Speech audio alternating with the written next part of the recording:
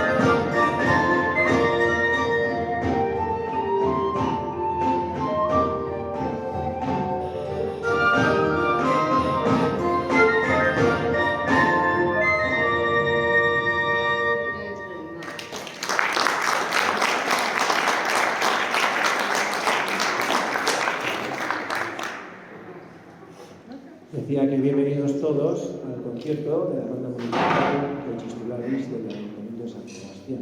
Hemos comenzado con dos melodías muy antiguas del siglo XVII y XVIII, compuestas por el tío y sobrinos François y Louis Couperin, que eran unos grandes músicos de la música francesa, grandes nombres de la música francesa. Eta jarraituko dugu zortziko batekin. José Sáenz Garmendiak, Pepe Andoainek, konposatutako bandarako, konposatu zuen, eta guk gure talderako egokituko Nik Amestua. Un zortziko, compuesto por Pepe Andoain.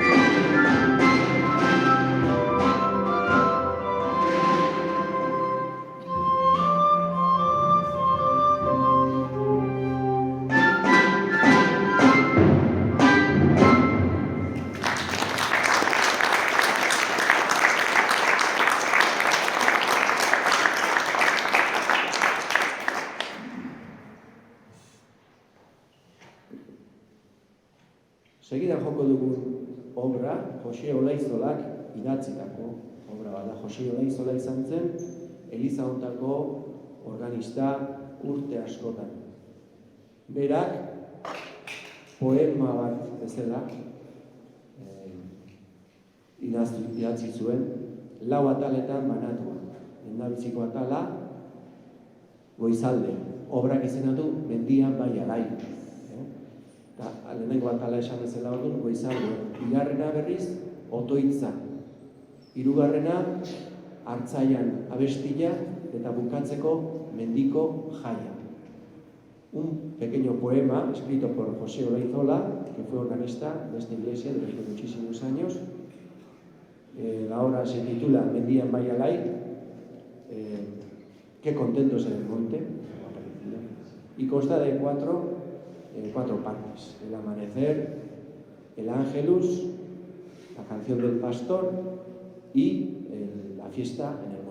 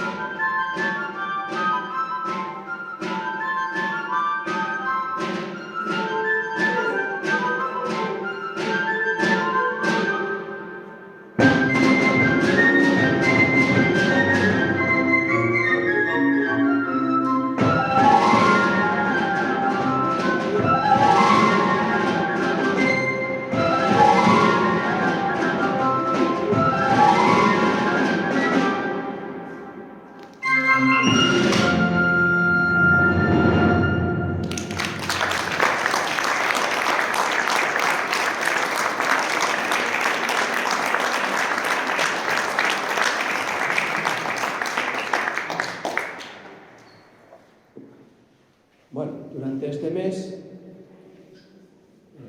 primero en euskera.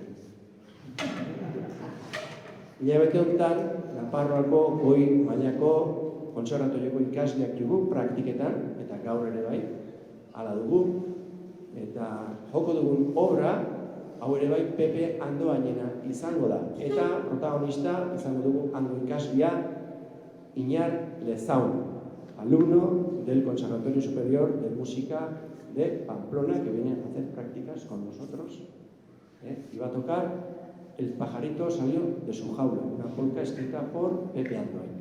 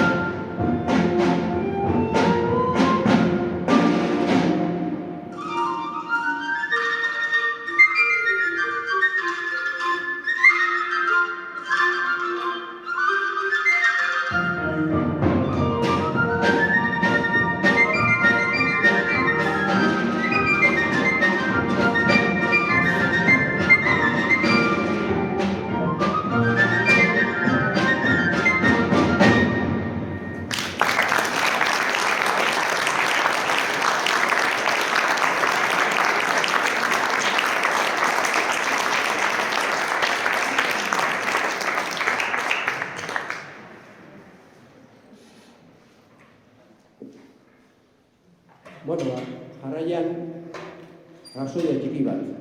Aita Donostiaren kantutegitik eta Jose Antonio San Estebanen kantutegitik. Eta, bueno, beste kantutegitan bildu ez dugu nahi bat doinu bat batez. Aiterakin bildutako kolekzio edo sorta, horri deitzen zaio rapsodia. Izenez, Nongoa Zira, una pequeña rapsodia, una colección de diferentes melodías vascas recogidas dentro del cuadro de Donostia, y José Antonio Sant Esteban, que también fue organista de esta iglesia, sobre todo en finales del siglo XIX. Nongoa Zira.